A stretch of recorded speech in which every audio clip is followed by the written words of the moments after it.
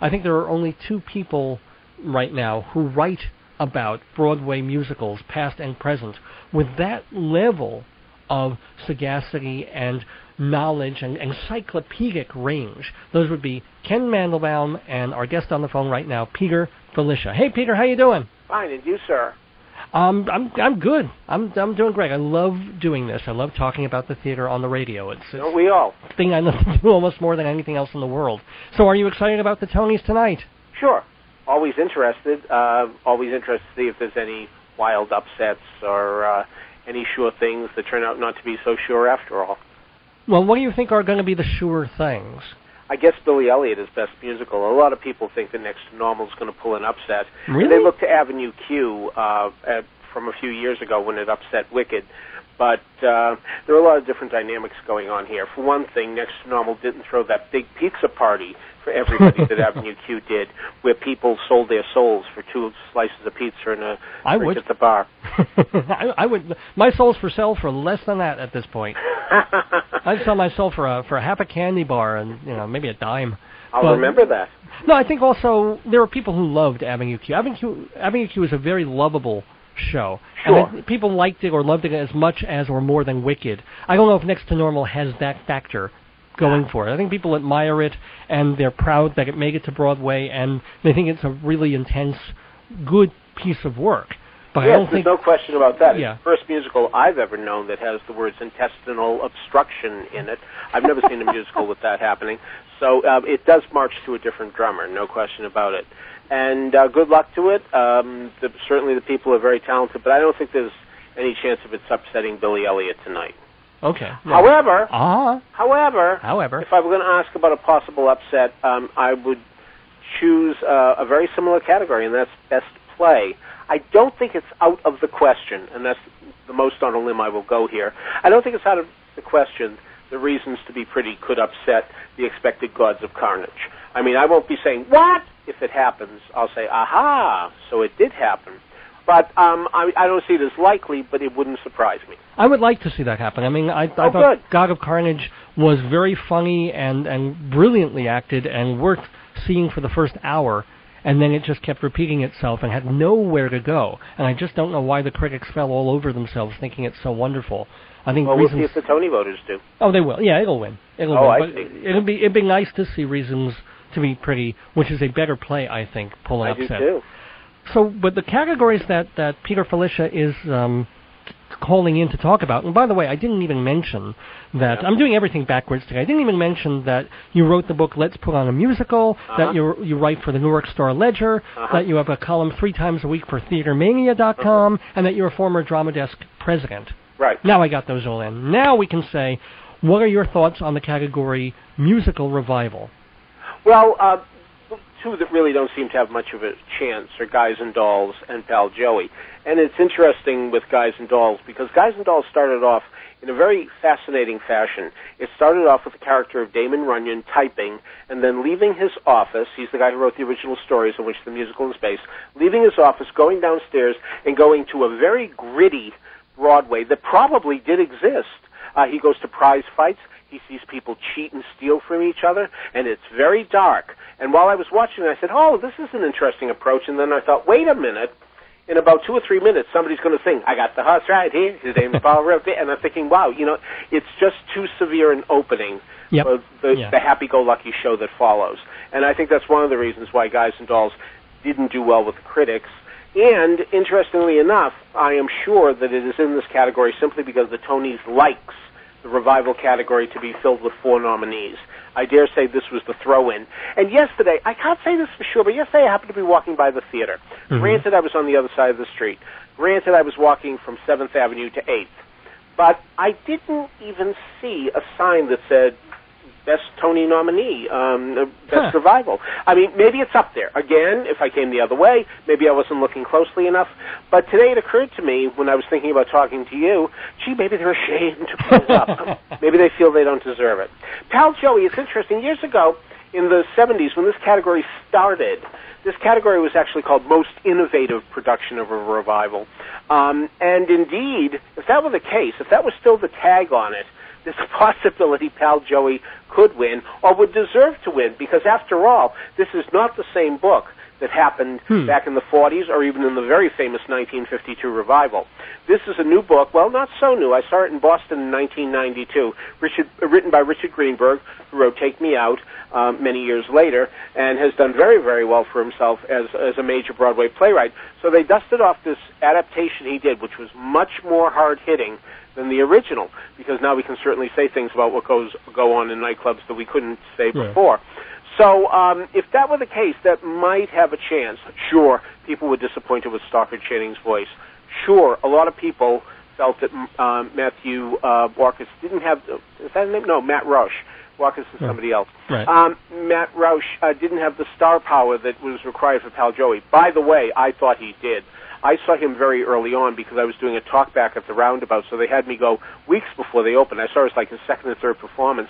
And what was so exciting was to see him up there essentially saying to us, listen, this part is mine now. Forget about that Christian Hoff guy. Forget about him. I own it. I'm doing it. And I thought he danced very well, and I thought he sang very well, and I thought he moved very well. And I was surprised that people didn't appreciate that more, but they didn't. Anyway, by the way, let's give a little backstory. I mean, you're talking to someone who knows all the backstories of these things. We should mention that in the Pal Joey revival that the Roundabout did, it was supposed to star a fellow named Christian Hoff, right. But he hurt himself. Apparently, he hurt his leg, couldn't do the dancing, and so they replaced him with it wasn't an understudy. It was another guy that they got to do the role. No, he was actually in the show. Oh, he was in the show. Okay. Yeah, he was the understudy. He was actually playing the part of the drummer in the band, the onstage band, not a real band that played for the production. So anyway, yes, they asked him to take over, and I thought he did sensationally well.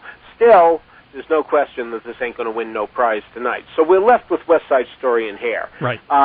The smart money seems to be on Hair because it does seem to be a more satisfying revival than the West Side Story. The West Side Story revival I thought was truly putrid.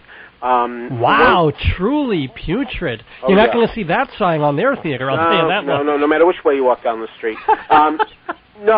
For one thing, what I was reminded of was the Sharks and the Jets really seemed like high school kids who said to their drama teacher, hey, Mr. Roberts, can we do this show? And they seemed to be from suburbia, and they looked very cultured and all that. They didn't seem to have the killer instinct that you really want. I mean, I still have my 1961 movie program from West Side Story where they show the Sharks and the Jets, just little 8x10 glossy type shots right in a row. And God, these look like people you see in the post office. I mean, they look like killers. These guys, again, look like suburban high school kids. So I think that was a big problem. Also, I felt that both Tony and Maria just didn't act it terribly well at all. I mean, when Tony was singing Maria, he really seemed to be an utter virgin. And let's not forget, this guy supposedly was leader of the Jets once upon a time, so he should be this real tough kid. I understand he's moved on, but he's got to have that veneer of toughness, and Matt Cavanaugh didn't have that at all.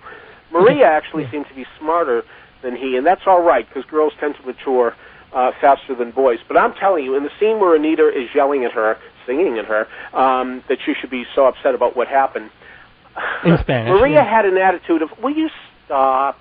Are you through yet? Put a sock in it. You know, and I mean, really, this is her brother has died, her boyfriend, you know, I mean, God almighty, you know. I mean, this is tough stuff. So I didn't think it was a good revival at all. Wow. So in a sense, you know, I had no problem for Well, voting. for you, Hair wins by default, pretty much. Well, what I'm saying is I voted for Hair under those circumstances. I'm not sure other people will, but I will tell you this, that it isn't impossible for West Side Story to win, because everybody knows that people who produce these shows like to have that nice badge of honor, winner, Tony, on any tour that goes out.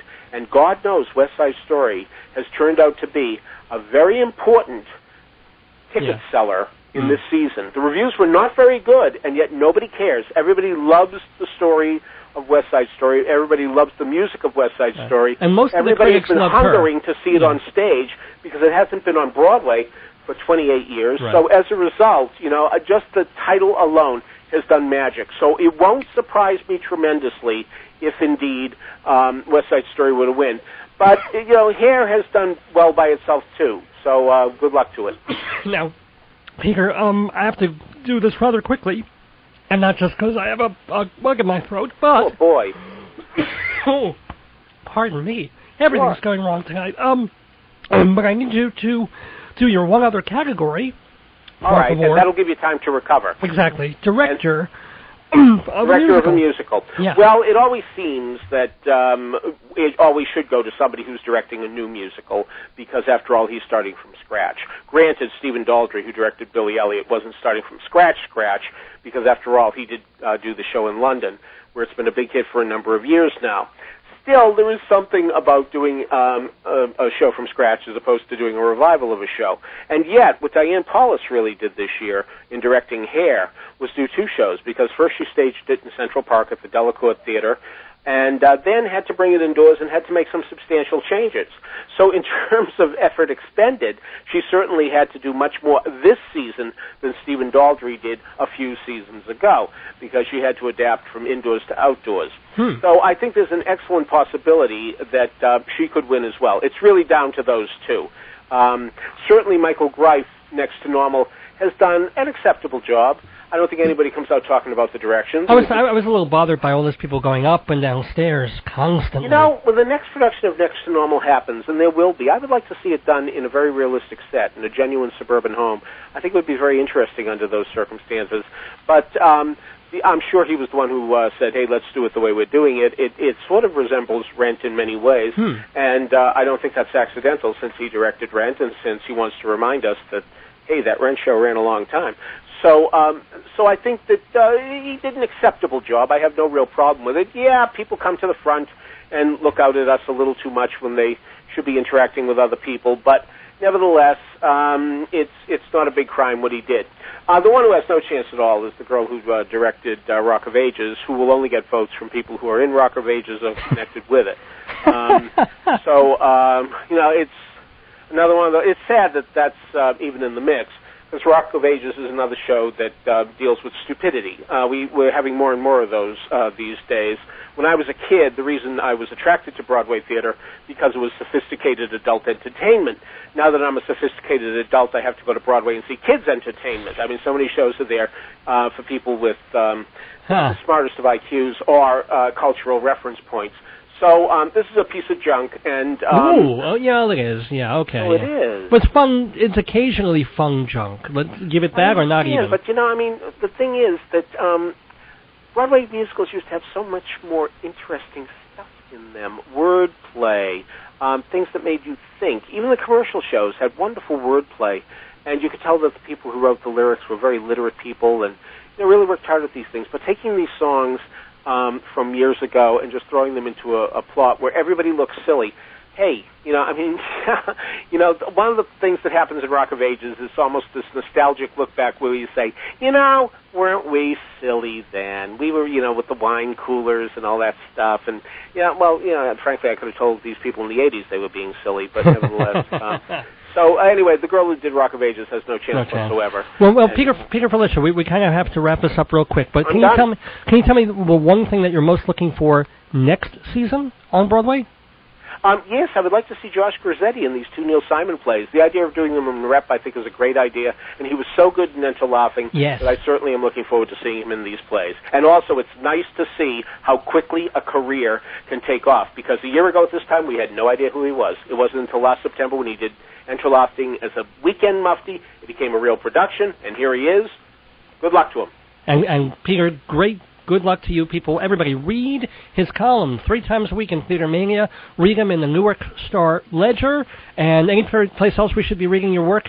I think that'll do it for now. Peter Filichia, thank you so much for being part of the Total Theater Tony Award special. Thanks. Bye. Bye-bye now.